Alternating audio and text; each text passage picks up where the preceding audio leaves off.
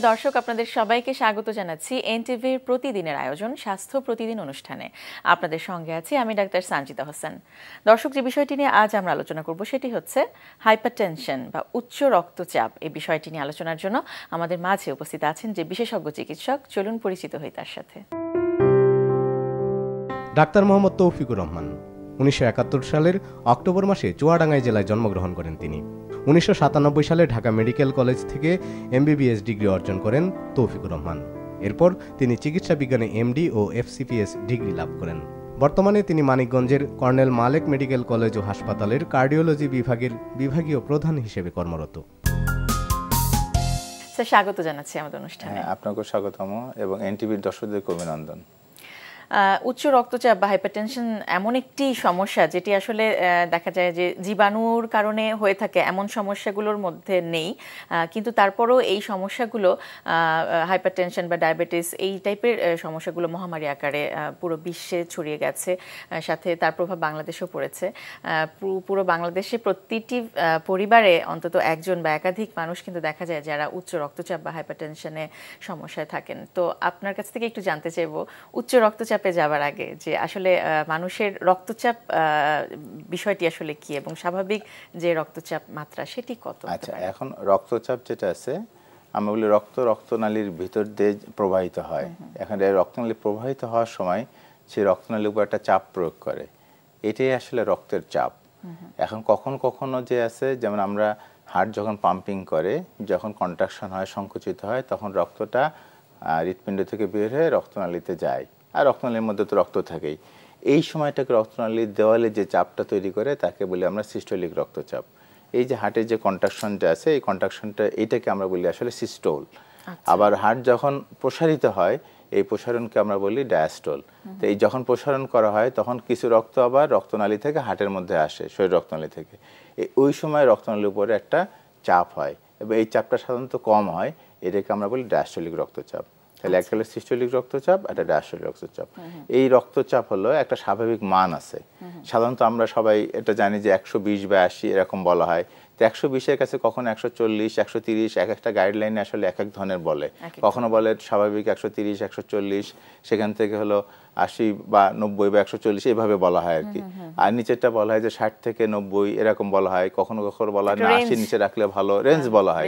যদিও রেঞ্জ বলা হয়, তারপরে একইভাবে আমরা বলি আসলে আমাদের রক্তচাপ যদি 120 বা 80 নিচে থাকে এখনকার গাইডলাইন অনুযায়ী, তাহলে সাধারণত বলা হয় এটা স্বাভাবিক রক্তচাপ।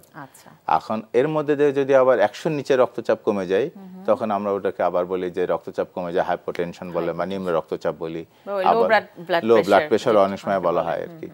তো এখন এই যে রক্তনালী রক্তচাপ যেটা আছে, রক্তনালীর ভিতরে রক্ত যাচ্ছে, এই যাওয়ার কারণে যে চাপ তৈরি করতেছে, এই বিভিন্ন কারণে কিন্তু এই চাপটা বাড়তে পারে। যখন রক্তচাপ বেড়ে যায় তখনই সাধারণত আমরা উচ্চ রক্তচাপ বলি। তো এই উচ্চ রক্তচাপটা ওই যে বলতে 130 বা কোনো ক্ষেত্রে যদি 140-এর উপরে হয়, তাহলে তখন আমরা এটাকে অনেক সময় উচ্চ রক্তচাপ বলি, সিস্টোলিক উচ্চ রক্তচাপ। আর ডায়াস্টলটা কখনো দেখা যায় 90-এর উপরে গেলে আমরা বলি যে হলো উচ্চ রক্তচাপ, কিন্তু 80 নিচে থাকলে আবার ভালো। আচ্ছা, তো সেটি এক এক বয়সের ক্ষেত্রে অনেক সময় তারতম্য হতে পারে, বয়স হিসাবে এটা ভ্যারি করতে পারে। যেমন বয়স্ক রোগীদের ক্ষেত্রে যেহেতু বয়স হওয়ার সাথে সাথে আমাদের রক্তনালীগুলো শক্ত হতে থাকে, যত শক্ত হতে থাকবে তত হলো এই রক্তচাপ বাড়ার টেন্ডেন্সি থাকবে। এই জন্য বয়সের সাথে সাথে কিন্তু রক্তচাপ বাড়ে। এই জন্য সাধারণত আমাদের গবেষণায় দেখা গেছে যে বর্তমান বা আগের গাইডলাইন হিসাবে যেখানে আমাদের উচ্চ রক্তচাপের হার বলি আমরা অ্যাডাল্ট পিপলের মধ্যে যেখানে অ্যারাউন্ড 15 থেকে 20%, এই বয়স্ক রোগীদের ক্ষেত্রে কিন্তু এরকম প্রায় ডাবল, অর্থাৎ অ্যারাউন্ড 40%। মানে বয়স যত বাড়বে উচ্চ রক্তচাপ হওয়ার ঝুঁকি তত বাড়বে। আচ্ছা, আর কি ঝুঁকিপূর্ণ গ্রুপ বা মানুষ রয়েছে যাদের উচ্চ রক্তচাপ হতে পারে? আচ্ছা, এখন উচ্চ রক্তচাপ হতে পারে যে একটা হলো যে সাধারণত যে আমাদের পুরুষ মানুষ যেটা আছে, পুরুষ মানুষ সাধারণত উচ্চ রক্তচাপটা বেশি থাকে, বা যাদের লবণ খাওয়ার টেন্ডেন্সি থাকে, যেসব মানুষের যেসব মানে উপকূলীয় অঞ্চলের মানুষ বা যারা খাবারের ভিতরে লবণ বেশি খায়, তাদের কিন্তু উচ্চ রক্তচাপ হওয়ার সম্ভাবনা থাকবে। যারা অতিরিক্ত চর্বিজাতীয় খাবার খায় তাদের কিন্তু উচ্চ রক্তচাপ আছে। আর একটা যে পরিবারের ভূমিকা সেটাও আছে। যদি বাবা মার উচ্চ রক্তচাপ থাকে তাহলে সন্তান জেনে আছে তারও রক্তচাপ হওয়ার সম্ভাবনা থাকবে। এই জন্য যাদের ফ্যামিলি হিস্ট্রিতে উচ্চ রক্তচাপ আছে তাদের কিন্তু ওইভাবে আগে থেকে লাইফস্টাইল কিন্তু যেটা আমরা প্রিভেনশন পরে হয়তো আলোচনা করব, এই লাইফস্টাইল কিন্তু তখন থেকেই নিয়ন্ত্রণ করতে হবে, তখন থেকে সুন্দর জীবন ব্যবস্থা নিয়ন্ত্রণ রাখতে হবে, সেটির কোনো বিকল্প নেই। অবশ্যই উচ্চ রক্তচাপ নিয়ে অনেক কথা আছে এবং অনেক সময় অনেকে কিছু মিসকনসেপশন বা ভ্রান্ত ধারণা নিয়েও কিন্তু থাকেন এবং তার কারণে জটিলতা বাড়ে, কমে তো নাই বরং জটিলতা বাড়ে। একটু জানতে চাইবো, উচ্চ রক্তচাপ যখন কারো ধরা পড়ে তার ওই সময়টাতে আসলে আপনারা কি পরামর্শ দেন রোগীদেরকে? এবং অনেক রোগীরাই আছেন যারা ওষুধ শুরু করতে চান না ওই ভয়ে যে সারা জীবন তো উচ্চ রক্তচাপ, একবার ওষুধ শুরু করলে সারা জীবন খেতে হবে, এই জন্য তারা শুরু করতে চান না। যদি আপনার উচ্চ রক্তচাপ ধরা পড়ে তাহলে উচ্চ রক্তচাপের মধ্যে আবার গ্রেডিং আছে, যেমন হলো মৃদু রক্তচাপ, মধ্যম বা সিভিয়ার রক্ত, গ্রেড স্টেজ 1, স্টেজ 2, স্টেজ 3 যেটা বলি আমরা। যদি দেখা যায় আপনার মৃদু উচ্চ রক্তচাপ আছে তাহলে সেক্ষেত্রে কিন্তু আমরা কখনো কখনো লাইফস্টাইল মডিফিকেশন, অর্থাৎ জীবনযাত্রার আমরা এক্সারসাইজ করা, ওজন কমানো, যাদের ওজন বাড়তে আছে, খাবারের ব্যাপারটা খাবার কন্ট্রোল করতে বলি, হাঁটাচলা করতে বলি, অ্যাক্টিভ লাইফস্টাইল লিড করতে বলি, তাহলে এগুলো করলে কিন্তু রক্তচাপ, যেটা অল্প রক্তচাপ যাদের বাড়তেছে তাদের কিন্তু স্বাভাবিক হতে পারে। আর যাদের বেশি রক্তচাপ আছে স্টেজ 2 বা স্টেজ 3 হাইপারটেনশন, যদি এখন স্টেজ 2, 1 আর 2 বলে যে স্টেজ 2 হাইপারটেনশন, তাদের কিন্তু অবশ্যই ওষুধ খেতে হবে। এখন ওষুধ কেন খেতে হবে সেটা গুরুত্বপূর্ণ। অবশ্যই আমরা যেন আলোচনা সবাই যে অনেক রোগীরা এসে বলে স্যার আমার তো কোনো কষ্ট নাই, এই যে আপনি প্রেসার মাপলেন সিম্পটম নাই, আমার কোনো খারাপ লাগছে না। হ্যাঁ, খারাপ লাগতেছে না, আপনি যে প্রেসার মাপলেন আপনি প্রেসার বেশি পেলেন, আবার আরেকজন কিছুদিন আগে প্রেসার মাপছি তখন দেখলাম যে প্রেসার বেশি, তো এই যে প্রেসার বেশি কিন্তু আমার তো কোনো কষ্ট হচ্ছে না, তো কষ্ট না হলে স্যার আমি কেন ওষুধ খাবো? তখন সেক্ষেত্রে হলো যে দীর্ঘমেয়াদী যদি আপনার রক্তচাপ যদি বাড়তি থাকে তাহলে এটা গবেষণায় দেখা গেছে যে এটা আমাদের হার্টের ওয়ালকে মোটা করে, আমরা হাইপারট্রফি বলি, যত হার্ট মোটা হবে তত বেশি হার্ট অ্যাটাকের ঝুঁকি বাড়বে, এটা ব্রেন স্ট্রোকের ঝুঁকি বাড়বে, আমাদের পক্ষাঘাত বলি বা প্যারালাইসিস হওয়ার ঝুঁকি হবে, এটা আমাদের চোখের রেটিনাকে ক্ষতিগ্রস্ত করবে, ফলে চোখের ব্লাইন্ডনেস হওয়ার সম্ভাবনা থাকবে। ইভেন আমাদের কিডনির উপরে চাপ পড়বে, কিডনি ড্যামেজ হওয়ার সময় দেখা যাবে আস্তে আস্তে আমাদের ক্রিয়েটিন বাড়তে পারে। প্রথম হয়তো কিডনিতে প্রোটিন যাবে, পরবর্তীতে ক্রিয়েটিন বাড়বে। ইভেন দেখা যাবে কারো পায়ের রক্তনালী ক্ষতিগ্রস্ত হতে পারে, কারো গ্যাংগ্রিন বলি যে আমরা যে পায়ের পচনও ধরে বা রক্তনালীতে ব্লক হয়ে সে পচন ধরতে পারে। তাহলে এই যে বিভিন্ন সমস্যা কমপ্লিকেশন হতে পারে উচ্চ রক্তচাপ অনিয়ন্ত্রণ থাকার জন্য, এটাকে নিয়ন্ত্রণ রাখতে হবে। এই যে ভবিষ্যতের কমপ্লিকেশন, আজ হয়তো আপনার কোনো সিমটম নাই, কিন্তু ভবিষ্যতে যে কমপ্লিকেশন বা জটিলতাগুলো, এটাকে এড়ানোর জন্যই আপনাকে নিয়মিত ওষুধ খেতে হবে। শুধু ওষুধ খাওয়া না, এটাকে আপনাদের স্বাভাবিক মাত্রায় যেটার নিচে থাকতে হবে, রিকমেন্ডেশন নিয়ন্ত্রণে রাখতে হবে।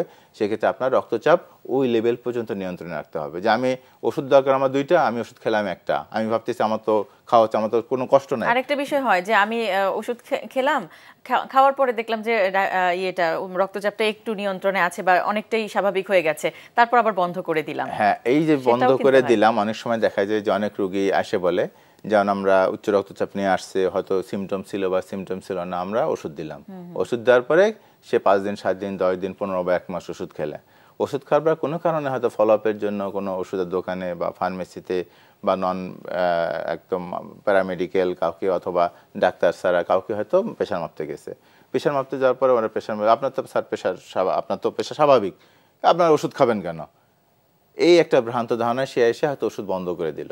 দেখা যায় 2 বা 3 মাস পরে রোগী আমাদের কাছে আসছে হয় হার্ট অ্যাটাক নিয়ে বা প্যারালাইসিস। আমরা উচ্চ রক্তচাপের ওষুধ খেতে চায় না অনেকে, এবং শুরু করলেও দেখা যায় একটা সময় একটু যদি নিয়ন্ত্রণে আসে তখন বন্ধ করে দেয়। হ্যাঁ, এখন এই যে একটু নিয়ন্ত্রণে আসার পরে হয়তো কারো পরামর্শ ছাড়াই, তা আবার অনেক সময় দেখা যাচ্ছে উচ্চ রক্তচাপের ওষুধ দামি ওষুধ, আমি খেতে মানে টাকা পয়সা খরচ হচ্ছে, কিন্তু এই যে ভবিষ্যতে যে জটিলতা, এটা না জানার কারণে অনেক সময় দেখা যাচ্ছে ওষুধ বন্ধ করে দিচ্ছে, এবং পরবর্তীতে 2 মাস 3 মাস 4 মাস বা 5 মাস 6 মাস ইভেন 1 বছর পরে এই জটিলতা নিয়ে, কিডনি সমস্যা নিয়ে বা তখন আসে টাকা পয়সা আরো কয়েক গুণ বেশি। এই যে তখন আমি রোগীদেরকে আবার কাউন্সিলিং করার সময় সবসময় বলি যে যখন ওষুধটা দেই তখন বলি দেখেন এই যে যদি আপনি কেন খাবেন, এটা আমরা কেন বলি যে আপনার যেহেতু ব্রেন স্ট্রোকের ঝুঁকি আছে বা কিডনি নষ্ট হওয়ার ঝুঁকি আছে, এটা যদি সমস্যা হয়, এটার যে কষ্টটা, এটার চেয়ে যদি রেগুলার ওষুধ খাওয়ার কষ্টটা কি কম না বেশি? বলেন অনেক কম।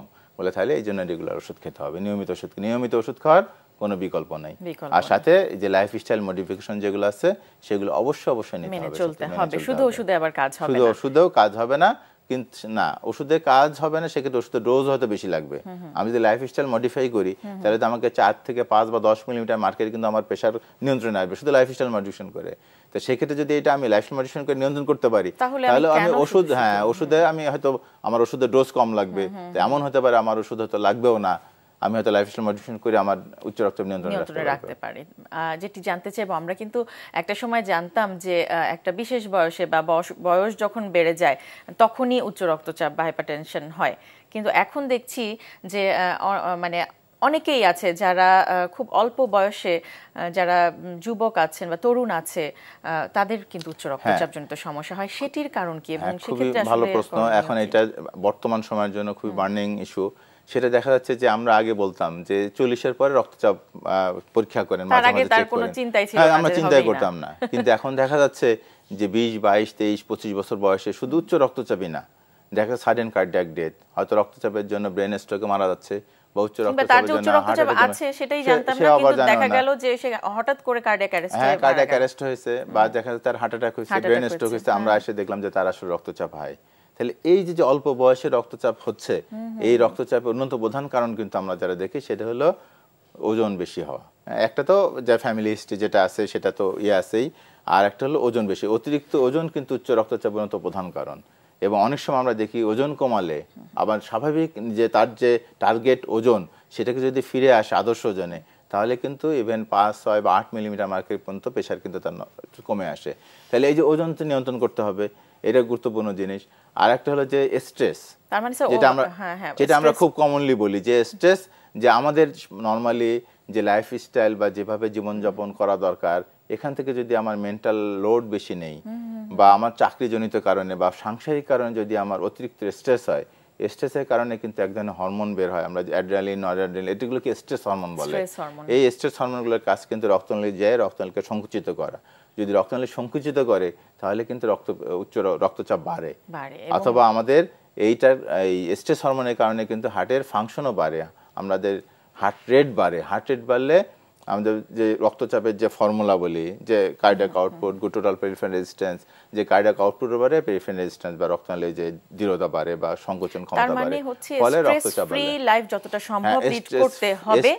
এবং আরেকটা হচ্ছে আপনি যেটি বলছিলেন স্যার, যে লাইফস্টাইল, এবং লাইফস্টাইলের মধ্যে অবশ্যই খাদ্যাভ্যাসটা জড়িত, কারণ খাদ্যাভ্যাসটা আসলে কিভাবে বা কি কি ধরনের খাবার উচ্চ রক্তচাপ নিয়ন্ত্রণে ভূমিকা রাখে। যেটা বললেন যে অল্প বয়সে যে হচ্ছে রক্তচাপ হওয়ার 8টা কারণের মধ্যে কিন্তু আমাদের খাদ্যাভ্যাস একটা তো ওবেসিটি, মানে খাদ্যাভ্যাসের কারণে আমাদের ওজন বাড়লো, সেটা তো আছেই। প্লাস হলো যে কারণে আমরা বারবার করে বলি যে লবণযুক্ত খাবার কম খাবেন, লবণযুক্ত খাবার কম খাবেন। এখন লবণযুক্ত খাবার আমরা মনে করি পাতে লবণ নেওয়াটাই কি শুধু লবণ? এছাড়া আমরা যেসব খাবার খাচ্ছি, বিশেষ করে ফাস্টফুড, এই ফাস্টফুডে কিন্তু প্রচুর পরিমাণে লবণ থাকে। আচ্ছা, আর প্রসেসড ফুড বলে যেগুলোকে, প্রক্রিয়াজাত খাবার। এই প্রক্রিয়াজাত খাবারকে একটা হলো প্রিজার্ভ, মানে সংরক্ষণ করার জন্য যাতে নষ্ট না হয় বেশ কিছুদিন, অথবা এটাকে আরো টেস্টি করার জন্য। ইভেন আমরা ওই যে টেস্টিং সল্টও বলি, সেই টেস্টি খাবারগুলো আসলে আমাদের ক্ষতি করছে। হ্যাঁ, এই টেস্টি খাবারগুলোর মধ্যে যে লবণ বেশি থাকতেছে, এই লবণ কিন্তু আমাদের রক্তচাপ বাড়াচ্ছে, আস্তে আস্তে রক্তচাপ বাড়াচ্ছে। আপনি বলছেন ওবেসিটি বা এই যে ব্যায়াম বা কায়িক পরিশ্রম না করার কারণে বিভিন্ন সমস্যা থাকে এবং ঝুঁকি রয়েছে উচ্চ রক্তচাপ বা রক্তচাপ বৃদ্ধি হওয়ার। এই ব্যায়ামের উপকারী দিকগুলো একটু জানতে চাই আপনার কাছে। আচ্ছা, ব্যায়ামের উপকারী দিক হলো, যদি আমরা রেগুলার এক্সারসাইজ করি, এক্সারসাইজের মধ্যে হলো সবচেয়ে বেশি ভালো হলো জগিং করা বা সাঁতার কাটা। যে এক্সারসাইজ বলা অ্যারোবিক এক্সারসাইজ, এই যে অ্যারোবিক এক্সারসাইজ কাকে বলে, যে এক্সারসাইজগুলো আমাদের শরীরের সমস্ত অঙ্গ প্রত্যঙ্গগুলো মুভ করে, সেই এক্সারসাইজগুলো আমাদের হার্টের জন্য ভালো, বা রক্তচাপ কমানোর জন্য। তাহলে আমরা স্যার একটু দেখতে চাই যে ব্যায়ামের কিছু নিয়ম কানুন। স্বাস্থ্য বিষয়ক এনটিভির স্বাস্থ্য প্রতিদিন প্রোগ্রামে আপনাদের সবাইকে স্বাগত। Health is wealth, right? কিন্তু সেই স্বাস্থ্যের সঠিক পরিচর্যা না হলে কি হয়? বিভিন্ন ধরনের রোগে ভুগে জীবন দুর্বিষহ হয়ে যায়। তো সেই স্বাস্থ্যের যত্ন নিতে গেলে এবং সঠিক পরিচর্যা করতে গেলে আপনারা বিভিন্ন উপায়ে অবলম্বন করতে পারেন। যেমন বিভিন্ন খেলাধুলার সাথে জড়িত থাকতে পারেন, কিংবা সাঁতার, দৌড়ানো, নাচ বা বিভিন্ন ধরনের ব্যায়াম করতে পারেন। সেই ব্যায়ামগুলো কিন্তু ঘরে বসেও সম্ভব, কিংবা জিমে গিয়েও করতে পারেন। আজকের এই উন্মুক্ত ইন্টারনেটের যুগে আমরা কিন্তু সবাই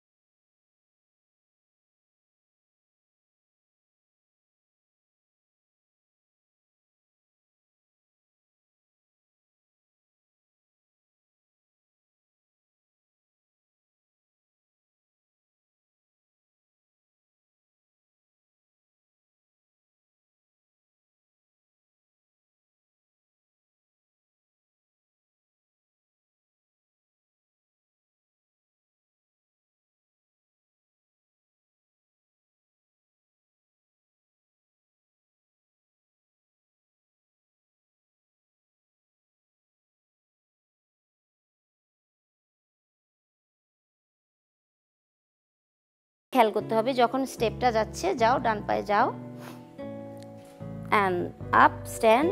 এখানে স্টেপ অনেকে যেটা ভুল করে যে পাটা ভেতরে নিয়ে আসে, একটু ভেতরে খেয়াল করতে হবে যে এই যে তখনই সে ইমব্যালেন্স হয়ে যাচ্ছে।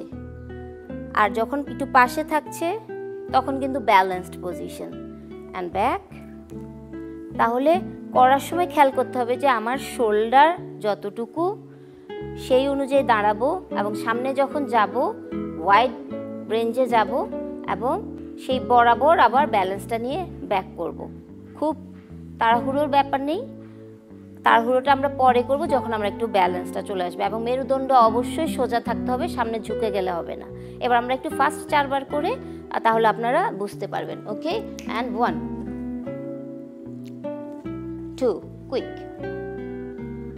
3 4 ফাইন, বোঝা গেছে। আর যদি এটা কিছুটা বারবেলে করতে কষ্ট, আমরা ডাম্বেল দিয়ে শুরু করতে পারি, হাতটা পাশে রাখতে পারি, সামনেও রাখতে পারি, যেভাবে আপনার অভ্যস্ত তাটা তৈরি হয় আপনি ওভাবে করতে পারেন। তবে খেয়াল করতে হবে ব্যালেন্স থাকতে হবে, অ্যালাইনমেন্ট ঠিক থাকতে হবে, প্রপারলি ব্যায়াম করবেন তবে প্রপার উপকারটা পাবেন। স্যার, যেটি আপনি বলছিলেন যে লাইফস্টাইল এবং খাদ্যাভ্যাস অত্যন্ত গুরুত্বপূর্ণ, আমরা একটু দেখতে চাই যে আসলে কি কি ধরনের খাবার দাবার উচ্চ রক্তচাপ প্রতিরোধ এবং উচ্চ রক্তচাপকে নিয়ন্ত্রণ করতে আসলে সাহায্য করে। প্রিয় দর্শক, আমরা দেখব একজন পুষ্টিবিদ কি বলেন, কিভাবে উচ্চ রক্তচাপকে নিয়ন্ত্রণ করতে হয়, কি কি খাবারের মাধ্যমে উচ্চ রক্তচাপ বা অন্যান্য যে কোনো সমস্যা আমরা প্রতিরোধ করতে পারি। চলুন জানি। হাইপারটেনশন বা উচ্চ রক্তচাপ একটি কার্ডিওভাস্কুলার ডিজিজ। বডিতে রক্তের চাপ বেড়ে গেলে তাকে হাইপারটেনশন বলা হয়। সাধারণত লাইফস্টাইল এবং জেনেটিক কারণে উচ্চ রক্তচাপ হয়ে থাকে। অতিরিক্ত চর্বি জাতীয় খাবার, সুগারি খাবার এবং অন্যান্য তেল জাতীয় খাবার গ্রহণের কারণে উচ্চ রক্তচাপের ঝুঁকি বেড়ে যায়। উচ্চ রক্তচাপের প্রথম ট্রিটমেন্ট হলো জীবনযাপনে পরিবর্তন করা। এর মধ্যে খাবারে পরিবর্তন, শারীরিক পরিশ্রম এবং অতিরিক্ত ওজন কমানোটা অন্যতম। খাবারের পরিবর্তন মানেই আপনাকে প্রথমেই সোডিয়াম ইনটেকের পরিমাণ কমিয়ে আনতে হবে। শুধুমাত্র তরকারিতে খাবার লবণ ব্যবহার নয়, আপনাকে প্রসেস ফুড বা প্যাকেটজাত খাবারের ব্যবহার থেকেও সতর্কতা অবলম্বন করতে হবে। হাইপারটেনসিভ পেশেন্টকে খেয়াল রাখতে হবে যেন তারা প্রতিদিন শাকসবজি এবং ফলমূল অনেক বেশি পরিমাণে গ্রহণ করতে পারে। সাধারণত শাকসবজি এবং ফলমূলে প্রচুর পরিমাণে ভিটামিনস এবং মিনারেলস পাওয়া যায়, এবং এইসব ভিটামিন এবং মিনারেলসের মধ্যে পটাশিয়াম অন্যতম, যা হাইপারটেনসিভ পেশেন্টকে ব্লাড প্রেশার কন্ট্রোলে রাখতে সাহায্য করে। পটাশিয়ামযুক্ত খাবারের মধ্যে রয়েছে শাকসবজি, এছাড়াও রয়েছে আলু, টমেটো, কলা ইত্যাদি। ওমেগা 3 সম্পন্ন খাবারের মধ্যে রয়েছে মাছ, মাছের তেল এবং সামুদ্রিক মাছ। পেশেন্টকে অবশ্যই সপ্তাহে 2 দিন সামুদ্রিক মাছ খাদ্য তালিকায় রাখতে হবে, এবং এক্ষেত্রে পেশেন্টকে খেয়াল রাখতে হবে যেন তারা স্যাচুরেটেড ফ্যাট এবং মিষ্টি জাতীয় খাবার অতিরিক্ত মাত্রায় গ্রহণ না করে। অতিরিক্ত চা, কফি পান ব্লাড প্রেশারকে বাড়িয়ে দেয়। এক্ষেত্রে অবশ্যই পেশেন্টকে চা ও কফি পান থেকে বিরত থাকতে হবে। লো ফ্যাট বা fat free dairy food, yoghurt hypertensive পেশেন্টরা প্রতিদিন খাদ্য তালিকায় পরিমিত পরিমাণে রাখতে পারবেন। এক্ষেত্রে অবশ্যই আপনাকে খেয়াল রাখতে হবে যারা কিডনি পেশেন্ট বা হাইপারটেনশনের মেডিকেশন নিচ্ছেন তাদেরকে পটাশিয়াম গ্রহণে সতর্কতা অবলম্বন করতে হবে, এবং অবশ্যই পটাশিয়াম গ্রহণের ব্যাপারে পুষ্টিবিদের পরামর্শ গ্রহণ করতে হবে। স্যার, একটু জানতে চাইবো, আপনি যেটি বলছিলেন যে বারবার একটা কথা উঠে এসেছে যে খুব অল্প বয়সে আমরা দেখছি যে উচ্চ রক্তচাপে আক্রান্ত হচ্ছে, উচ্চ রক্তচাপজনিত সমস্যা ভুগছে অনেকে।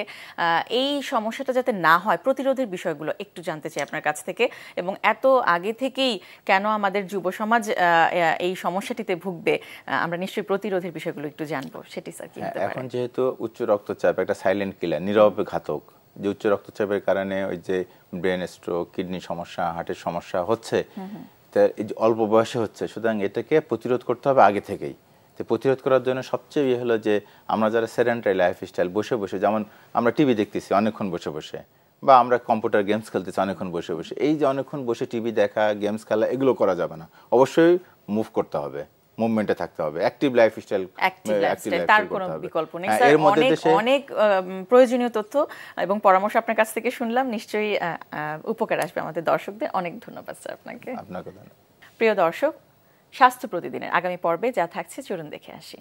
বিশ্বে 4টা দিন আছে, ইউএন অ্যাসেম্বলি হেলথ রিলেটেড 4টা দিন পালন করে। এর মধ্যে একটা হলো বিশ্ব জাতিসংঘ সাধারণ পরিষদের অনুমোদিত 4টা দিন, এর মধ্যে একটা ওয়ার্ল্ড অটিজম অ্যাওয়ারনেস ডে।